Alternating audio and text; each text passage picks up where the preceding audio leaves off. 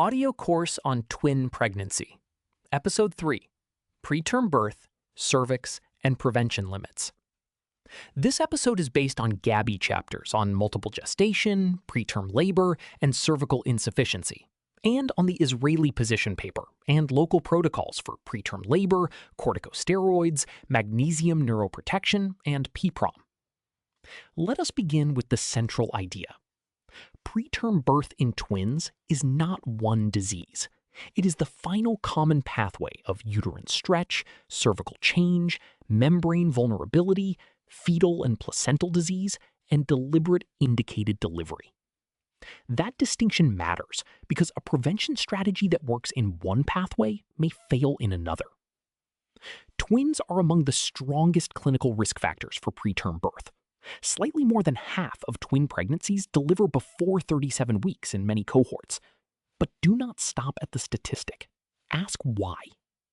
First, there is uterine overdistension. A uterus carrying two fetuses, more placental mass, and often more fluid, reaches stretch states earlier than a singleton uterus.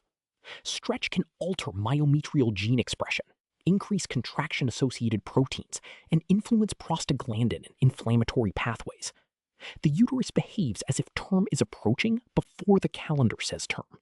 Second, the cervix may shorten earlier. Transvaginal cervical length is inversely related to preterm birth risk in both singleton and twin pregnancies. A short cervix in twins is therefore a risk marker, but it is not necessarily the same disease as classic cervical insufficiency. It may be a sign that the preterm parturition pathway has already begun. Third, twin pregnancies have more indicated preterm birth. Preeclampsia, growth restriction, discordant growth, fetal compromise, TTTS, TAPS, SFGR, abruption, and fetal anomaly all push clinicians toward earlier delivery. Fourth, monochorionicity adds fetal disease. A monochorionic pregnancy may deliver early because one fetus is sick, because the placenta is shared unequally, or because treatment of placental vascular disease creates procedure-related membrane risk.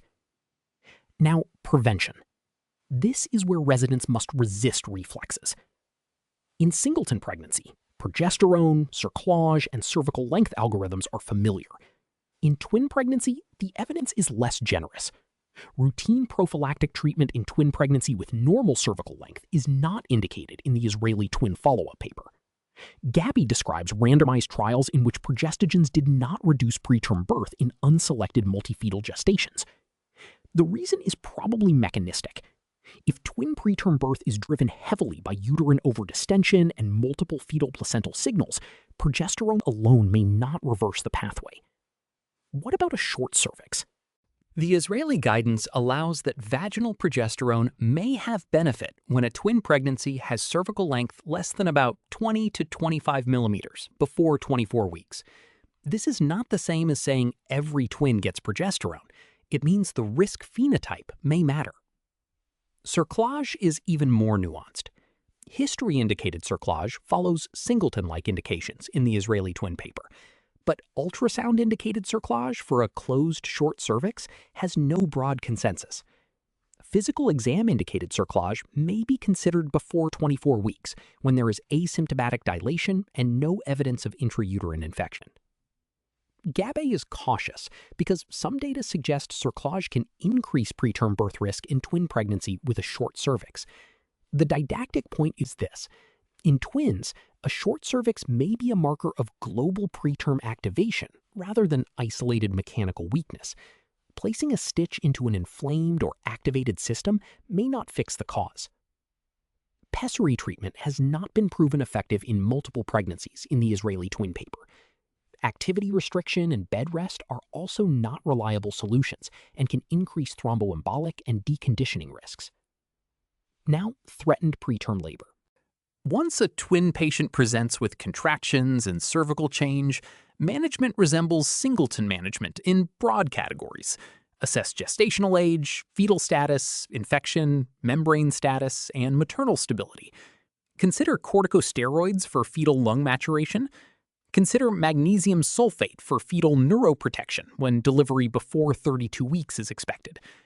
Use tocolysis when appropriate to gain time for steroids or transfer, and use antibiotics when indicated, such as GBS prophylaxis or PPROM pathways. The local neuroprotection protocol explicitly includes multiple gestation pregnancies. Magnesium is not withheld because there are 2 fetuses. The indication is expected preterm delivery before 32 weeks. Corticosteroids are also used similarly in multiple pregnancy when preterm delivery risk is real. But the Israeli twin follow-up paper warns against routine corticosteroids simply because the patient has twins. Steroids are a timed intervention, not a background supplement. Late preterm steroids require caution because the evidence base is narrower and often excludes twins in major trials. Local protocols may include twin pregnancy when delivery in the coming week is expected, but this should be used as a clinical decision, not automatic treatment. Now, PPROM, or preterm premature rupture of membranes.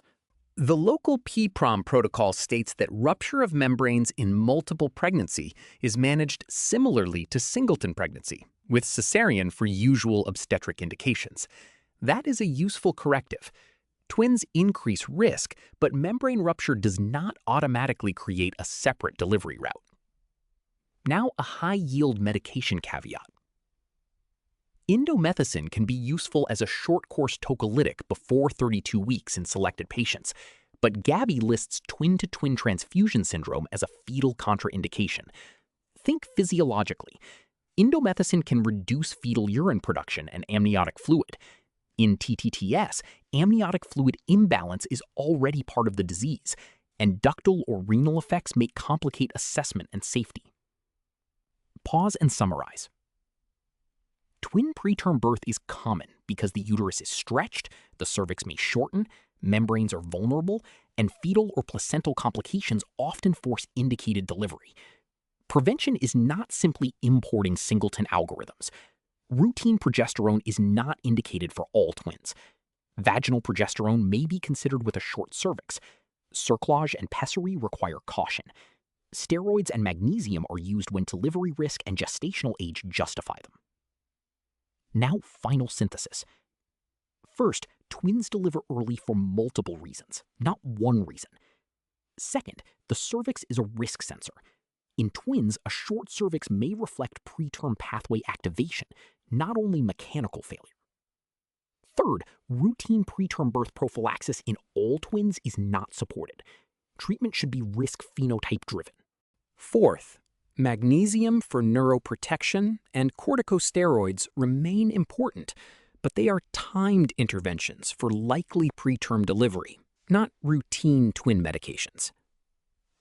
End of episode 3.